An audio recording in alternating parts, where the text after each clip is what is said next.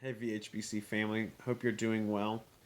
Um, Getting this to you a couple of days late, but better late than never, right? Some exciting things going on, but it has pushed this devotion back a couple of days.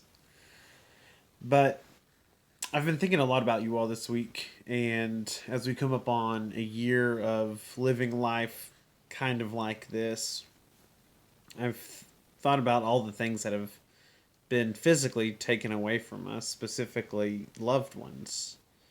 You've lost friends, you've lost siblings, you've lost cousins, you've lost grandparents, you've lost parents. Um, and that is incredibly hard in this time where physical connection with one another is so rare to find right now. And we can't go away to retreat, we can't go away to camp when those things happened, and that's how we process a lot of those things, especially in youth ministry. And so I have wanted to give each of you an encouraging word, and I found one, not of my own writing, but out of the Bible, believe it or not, out of the book of Revelation. No S, just the Revelation. There's only one Revelation. It's in chapter 21, and to set the scene, it's the capitulation of all. God wins. We are one with God again, and this is what this looks like.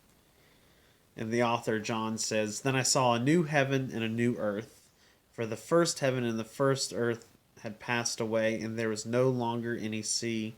I saw the holy city, the new Jerusalem, coming down out of heaven from God, prepared as a bride beautifully dressed for her husband. And I heard a loud voice from the throne saying, 'Look, God's dwelling place is now among the people, and he will dwell with them. They will be his people, and God himself will be with them and be their God. He will wipe away every tear from their eyes. There will be no more death, or mourning, or crying, or pain, for the old ways of things has passed away.' He who is seated on the throne said, 'I'm making everything new.' Then he said, 'Write this down, for this is trustworthy and true.'"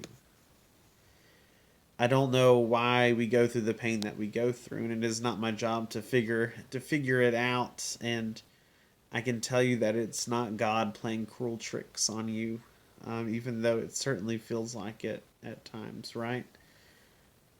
But this is to say that your suffering and your grief and your mourning is not for nothing.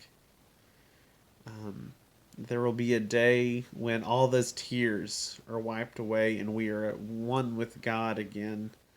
And that may not sound fun if we're really mad at God right now. I get that. But it certainly sounds better than being completely abandoned alone.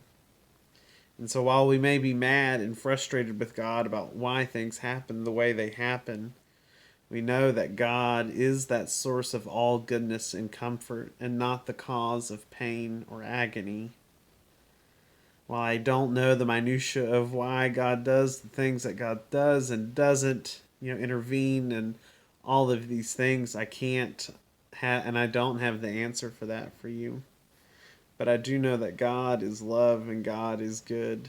And that promise that we will be reconciled with God again and those tears wiped away is a beautiful promise for each of us.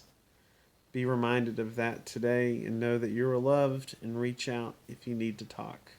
Love you all and be blessed.